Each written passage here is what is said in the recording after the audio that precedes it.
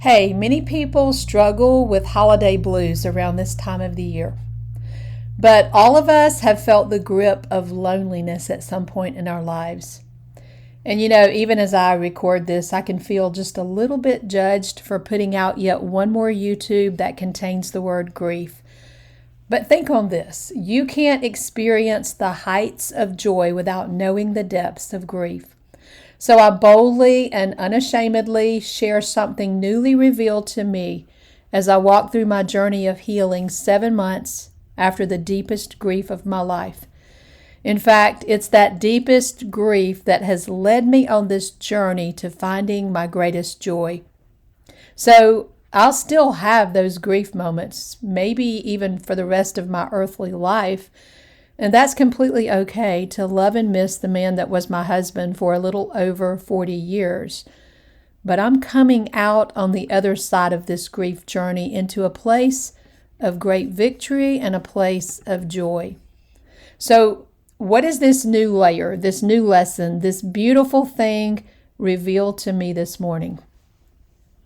Okay, before I share that, first I need to back up, and I need to start with yesterday and actually just a couple of days prior to that.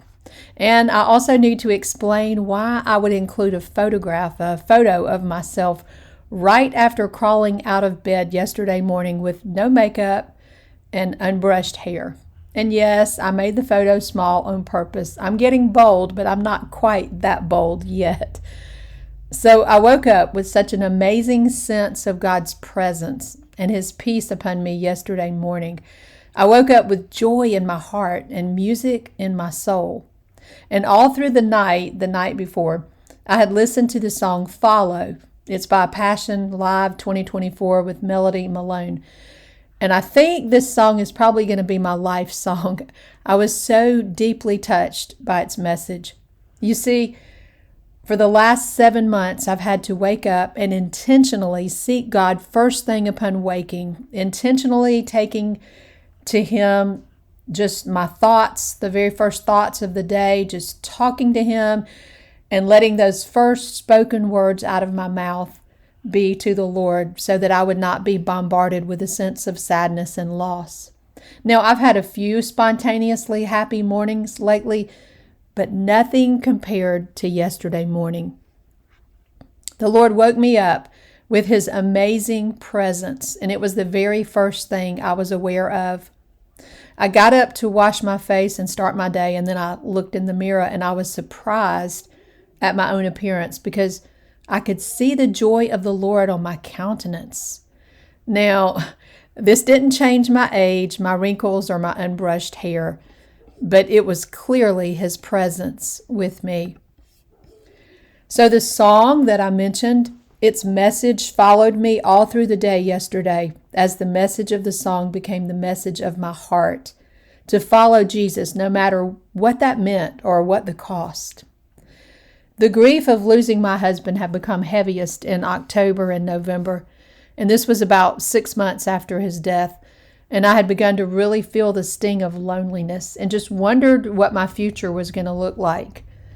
But as I did, I gradually began to give every aspect of my future to the Lord, fully trusting Him to be enough for me in every area of my life.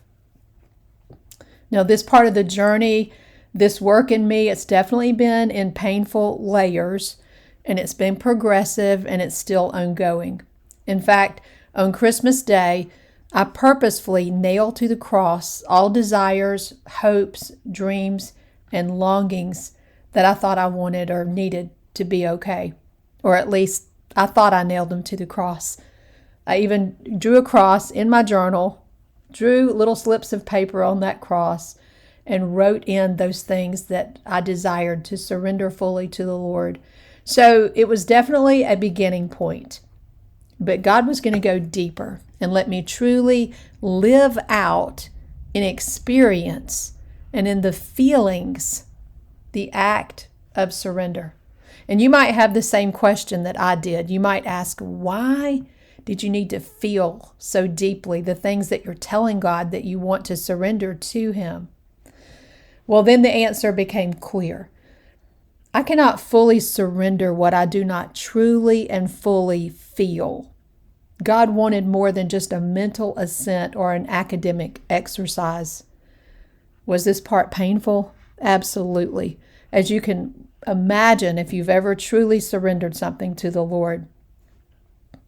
We think surrender is hard until we realize that we cannot meet our own needs anyway. We think surrender is hard until we realize the real cost of getting our own way. And God had already shown me on the last day of November that the heaviness from grief, those waves of grief that I would feel, and the loss, that was actually an invitation to come into His presence in a deeper, more intimate way. And on that day in November, I actually drew myself an invitation in my little paper journal to kind of remember that when those waves of grief rolled in, that God was inviting me into His presence. But now, He was about to build on that former lesson. He was about to take that former lesson, the waves of grief being the beautiful invitation to come in closer, and then the most recent lesson, the feelings, to surrender the desires. He was about to take both of these to the next level. So 2 evenings ago, I sat in silence, alone, seeking God. And isn't it odd that sometimes you have to meet yourself in the aloneness before you find the presence of God there? Sometimes we find ourselves in God's waiting room. So I want to read now what I wrote in my journal as I sat in God's waiting room. I was thinking forward to the new year that's only days away. And this is what I wrote. Separated unto God, unafraid of the silence and the aloneness. Reflect in the silence on God's presence, His love, and His promises. Focus on God, family, and the Word of God. All fulfillment must come from God. This year will be a year in the Word, deeper intimacy with God, new heights, deep, productive valleys, maybe even valleys I would not have chosen. Songs in the night, finding the invitations into His presence, His invitation in the silence. I had to come to the place of sitting in the aloneness and in the silence, realizing that this may be the very place God has ordained for me to be and called me to be. This may be the place I glorify Him the most and serve Him the best. If He shows up for me here, then I will have no reason to be sad or feel sorry for myself. If He does not feel sad or sorry for me, why should I or would I feel sorry for myself? The silence feels like rejection. But I am only in the waiting room. And a waiting room is not a place of rejection, but expectation. I must not give in to the temptation to leave the waiting room through distractions, self-medicating in any form, or busyness. Stay in the waiting room until God opens the door and invites me into His space. Then I paused in my writing because God began to speak to my heart, and He impressed upon me the truth that He is pursuing me and inviting me to run with Him. Well, that was almost too hard for me to grasp. Not the invitation to run with Him. He's offered that to me before. But I found it really hard to grasp that the God of the universe would pursue me in His great love. But I said to Him, Abba, I believe You are pursuing me in Your love. Show me how You are pursuing me. Now, that's how I went to sleep, asking the Lord to show me. That is how I went to sleep before I woke up yesterday with the joy of the Lord on my face and in my heart. And by the end of yesterday, I was able to make a list of all the ways that God Himself was meeting the needs and the desires that I had nailed to the cross on Christmas Day. When we give God our needs and our desires, He will meet the ones that are authored by Him and remove the ones that are not authored by Him. And I was watching this happen in real time. For example, I personally feel a great need for protection, and God assured me that He is my protector. I needed companionship, and this need was met yesterday with the privilege of keeping a precious grandchild on a day that I don't usually babysit. I needed to be heard, and God prompted a friend to call me and really hear my heart, and I could continue on just going down the list. Then this morning came, and with this morning came a fresh revelation. And here's the lesson, the layer that I started this video off telling you about.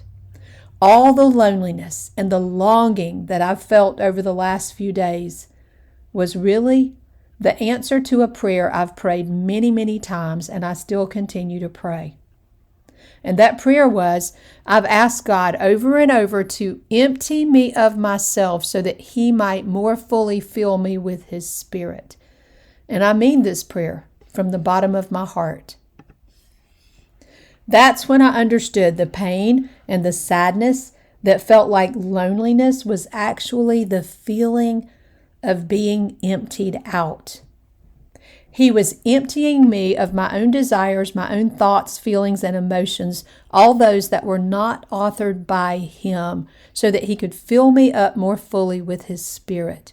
You know, a glass can only be filled as full as it has been emptied. I'd ask Him to empty me of myself for the very purpose of being filled more fully with His Spirit. So from now on, when I feel that feeling, I purpose to remember it's the feeling of being emptied. And I purpose to remember that He's actively working in my life. I purpose to attach this new meaning to it, and that I should respond to this feeling with expectant hope, realizing that I am being emptied to be filled. And you know, with a greater feeling comes a greater glory for God, because we can only glorify God to the degree that He fills us. And He can only fill us to the degree that He empties us. So a greater filling also means that I will operate more fully in the gifts of the Spirit, so that His kingdom might be furthered and His will might be done on earth as it is in heaven. A greater filling means that I'm a vessel for Him to flow through. So wasn't all of this God answering the very prayers that I had prayed? And here's the most beautiful part. If God is emptying me, then by His very nature, He will offer to fill the places He has emptied. It's part of His nature, His character, His ways, and His word. He will not leave a place empty and swept clean without offering to fill it. He will offer to replace all that He's removed. We must receive that which He's offering to us. His peace, His joy, His love, His filling, and His presence. So can you even imagine the excitement and anticipation I now have for 2025? I have a personal invitation from the Lord to come into His presence, to come into a closer, more intimate relationship with Him, to run with Him, and to rest with Him, and to be filled more fully with His Spirit. It's His nature and His character to empty us so that He might fill us. So let's accept the discomfort so we might receive the greatest joy, fulfillment, purpose, and destiny. May we remember that surrender and freedom are synonyms.